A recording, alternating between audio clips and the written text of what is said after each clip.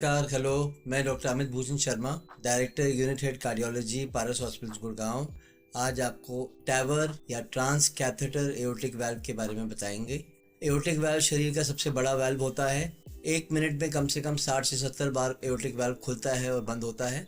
Aortic valve बचपन से 60 second तक एक एक सेकंड में खुलता है और बंद होता है। 70 ईयर्स के बाद most common cause of death aortic stenosis या एओर्टिक वाल्व की नैरोइंग होती है कि एओर्टिक वाल्व सिकुड़ जाता है। नॉर्मल एरिया एओर्टिक वाल्व का 4 से 6 सेंटीमीटर होता है। ये सिकुड़ के 1 सेंटीमीटर से कम हो जाता है।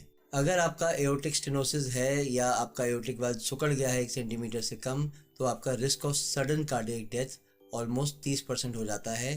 हाँ, आपने सही सुना। एओर्टिक स्टेनोसिस का डेथ रेट एक एंड स्टेज कैंसर के बराबर होता है। फर्क सिर्फ ये है कि एओर्टिक स्टेनोसिस कम्प्लीटली क्योरेबल और ट्रीटेबल है, जबकि कैंसर पूरी तरह से हम उस पर विजय नहीं प्राप्त कर पाए हैं। एओर्टिक स्टेनोसिस को ठीक करने के 2 तरीके होते हैं। एक होता है सर्जिकल वाल्व रिप्लेसमेंट। यहाँ ओपन हार्ट सर्जरी की जाती है।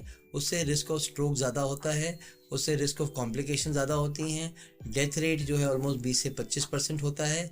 उस वजह से सर्जिकल वाल्व रिप्लेसमेंट जो है, ख़ासतौर पे बूढ़े लोगों में जो ये प्रोसीजर नहीं झेल पाते हैं, उसके लिए एक नया टेक्निक आई थी जिसको कहते हैं TAVR, trans catheter aortic valve replacement. यानी कि वाल्व आप बदली कर रहे हैं बिना ऑपरेशन के, बिना टाँके के। जी, आपने सही सुना, बिना ऑपरेशन के, बिना टाँके के।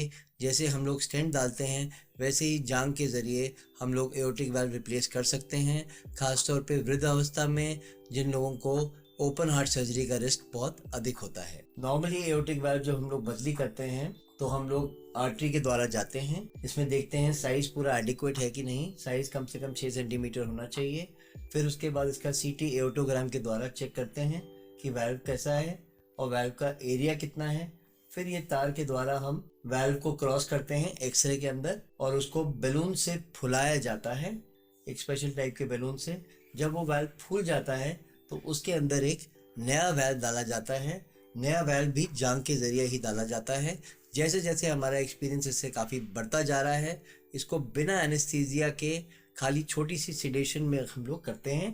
पेशेंट अगले दिन चलता है और 24 से 36 घंटे के बाद वो डिस्चार्ज हो जाता है। यहाँ पे आप देखेंगे तार के द्वारा, बैलून के द्वारा हम लोग उसको नया वाल्व फिट हो रहा है, बैलून निकाल दिया जाएगा और खाली अंदर वाल्व रह जाएगा। तो टैवर उन लोगों के लिए है जिनके लिए सर्जिकल रिस्क बहुत ज़्यादा है और जो सर्जरी नहीं कराना चाहते हैं उसके लिए टैवर है। और एक बहुत ही सेफ प्रोसीजर है, बहुत ही उम्दा प्रोसीजर है। इस पेशेंट जिन्होंने इसका इजाद किया था, एलन क्रेबियर जी को, उनको नोबेल पुरस्कार मिला था। 2003 में इसका इजाद हुआ था।